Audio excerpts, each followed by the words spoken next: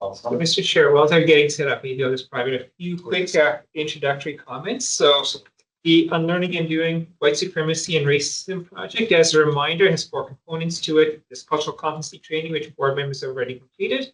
There's the Unlearning Club, which you're going through in sessions after our meetings, including after today's meeting. There's going to be a Thinking Intersectionality series, which is still to come, so you haven't heard much about it. And the 4th part is Foundational Obligations, which is learning about how systemic racism, colonization impact public health of Indigenous peoples, and learning about some of the calls to actions and reports that have been authored or influenced by Indigenous peoples on how we go about reconciliation work.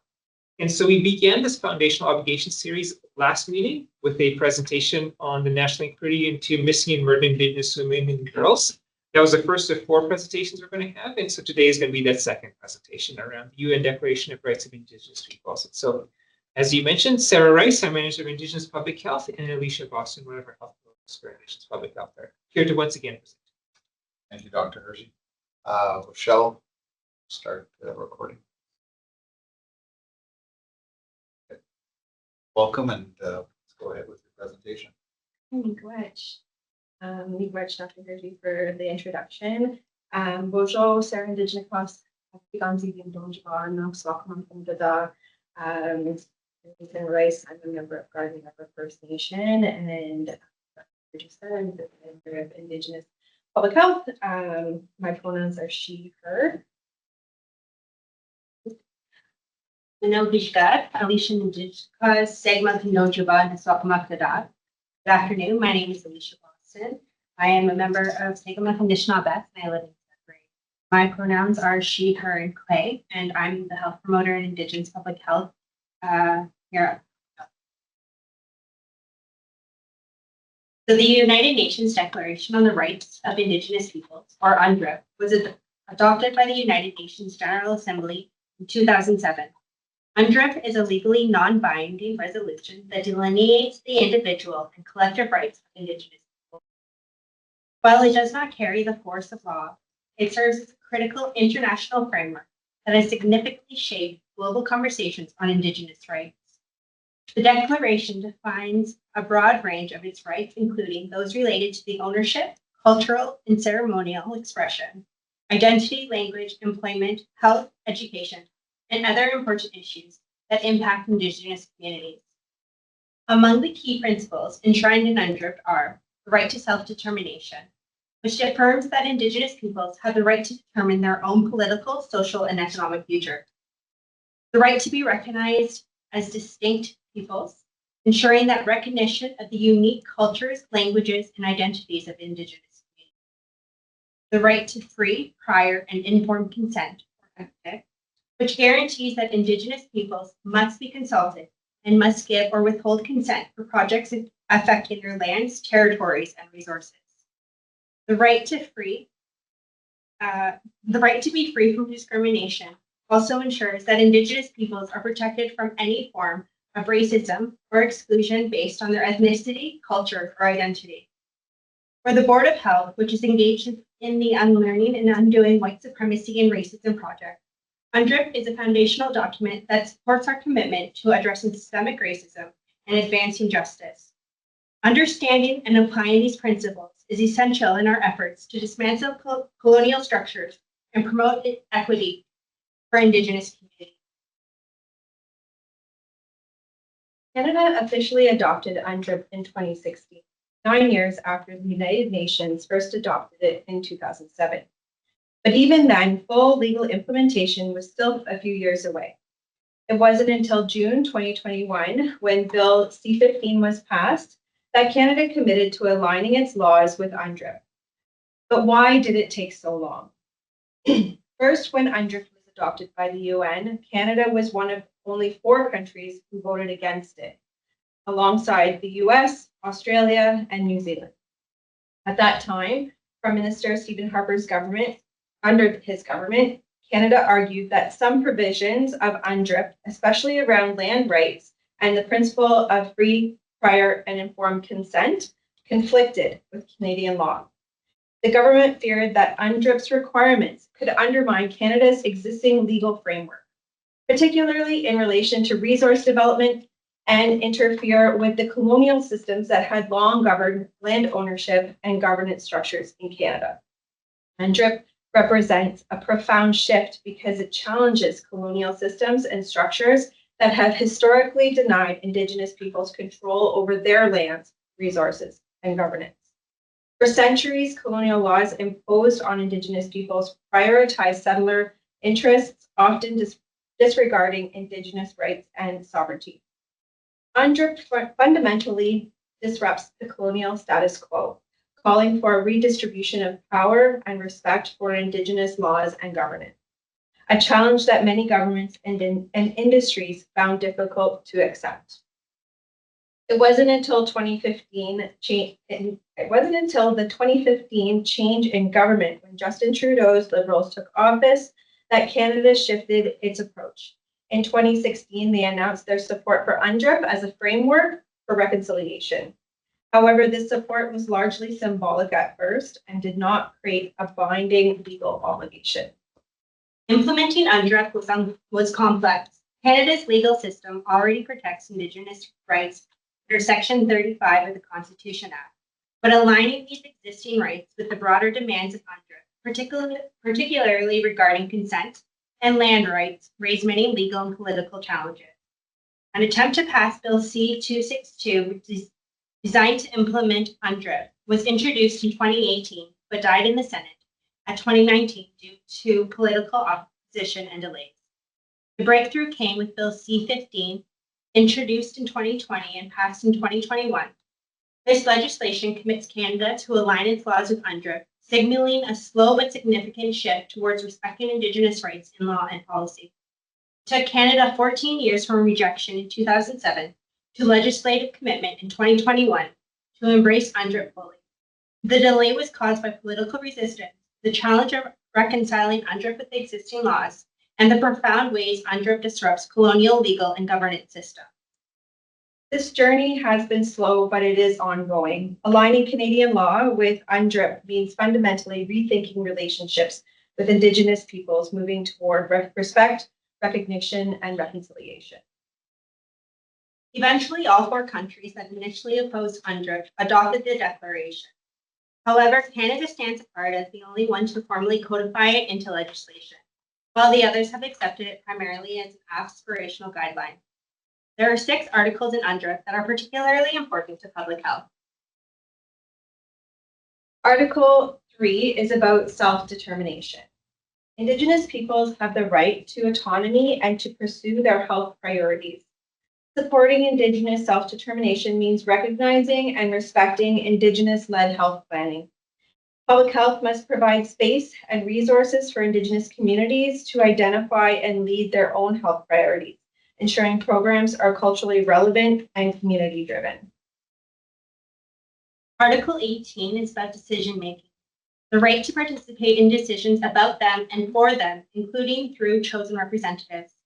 Meaningful Indigenous engagement in public health decision-making ensures programs reflect the Indigenous perspective and priorities. Public health must include Indigenous leaders and representatives at all stages of planning, policy development, and evaluation. Public health's commitment to ensuring an Indigenous voice at every level is encouraging. Article 19, FPIC, or free, prior, and informed consent. Obligation to consult before adopting policies affecting Indigenous rights. FPIC is critical to public health. Before introducing new policies or programs that impact Indigenous communities, public health must engage early, transparent, and ongoing consultation, securing informed consent and building trust. Article 21 is about the social determinants. It is the right to improved health and social conditions. Public health must address the broader social determinants of health affecting Indigenous peoples, such as housing, income, education, and food security. Tackling these systemic barriers is key to improving health outcomes and advancing equity. Article 23 is about control of health services. So this article highlights the right of Indigenous peoples to be actively involved in creating and maintaining, creating and managing health and social programs that affect them. For public health, this means working in true partnership with Indigenous communities by supporting their leadership, respecting their knowledge, and helping them develop and deliver services through their own institutions. It's about promoting equity, autonomy, and culturally appropriate care. And finally, Article 24 is about the traditional medicine and health, the right to traditional healing practices, and equal access to all health services. Integrating traditional healing into public health practice is essential. This means advocating for cultural safety, including traditional healing within health programs, and ensuring Indigenous peoples have equitable access to both Western and Indigenous health services. So how is UNDRIP especially important for public health Sudbury districts? UNDRIP aligns closely with our Indigenous engagement strategy and our Indigenous engagement governance reconciliation framework. These local commitments reflect our ongoing dedication to reconciliation and building respectful, meaningful relationships with Indigenous communities. UNDRIP provides a foundational framework to guide and deepen these efforts, helping us address historical injustices and systemic inequities faced by Indigenous peoples in our region. It affirms the right of Indigenous peoples to self-govern their own health services and programs. This supports our shift from viewing Indigenous health solely through an equity lens to recognizing Indigenous peoples as rights holders with authority over their own health and wellness. This shift is crucial to improving health outcomes and building meaningful relationships based on respect and shared decision-making. UNDRIP recognizes and validates traditional healing practices, the importance of cultural safety in healthcare. This aligns with our efforts to integrate Indigenous knowledge systems in our approaches to ensure that our programs and services are culturally safe, respectful, and effective. Finally, UNDRIP grounds ethical and inclusive decision-making in health governance. It reminds us that policies and programs must be co-developed with Indigenous partners, ensuring their voices are meaningfully engaged at every stage. This collaborative approach is embedded in our governance reconciliation framework and essential to fostering trust and respect. UNDRIP is more than a legal document. It is a vital tool for public health Sudbury and districts to lead in advancing Indigenous health rights, equity, and reconciliation in our community. Thank you very much. Thank you both for the great presentation and detailed analysis and providing context, which gives a little bit of history on how long it took to actually evolve. So I'll open it up to questions. Any board members have any questions?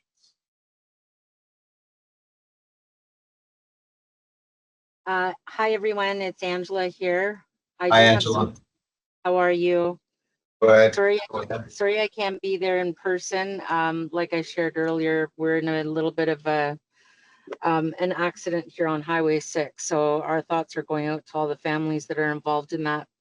I secondly just want to say miigwech to Sarah and Alicia for once again, your bravery, your courage, and most importantly, your intelligence in presenting to the board and to the public the facts with regards to Indigenous relationships in what you now call Canada, what you now call Ontario, and where we reside in Sudbury districts.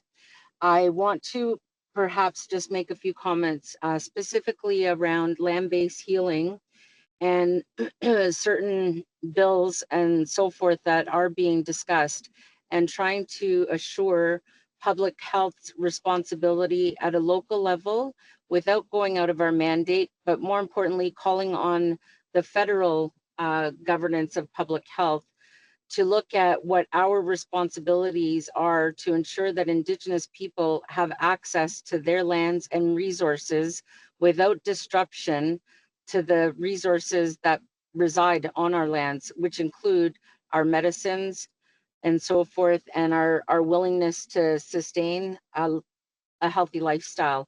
And I think that falls into the mandate and some of the presentation that these two Anishinaabe Kwe and Manda Kwe have presented to the board and to public health. And I would like to amplify and echo what our responsibilities are to ensure that the Indigenous peoples of what you now call Canada continue to have their rights represented, respected, and adhered to. And whatever duty and responsibility we hold within our mandate, that the leadership of public health through Dr. Hershey and his team within the public health uphold as much as we can to ensure that those rights are protected.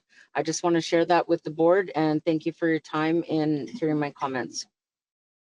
Thank you, Angela. And the comments are well noted, and there's a lot of nods and approval from board members. I know you can't see us here, but yeah, everyone's in agreement with the comments that you brought forward. So thank you, and thank you, Sarah and Alicia, for the great presentation.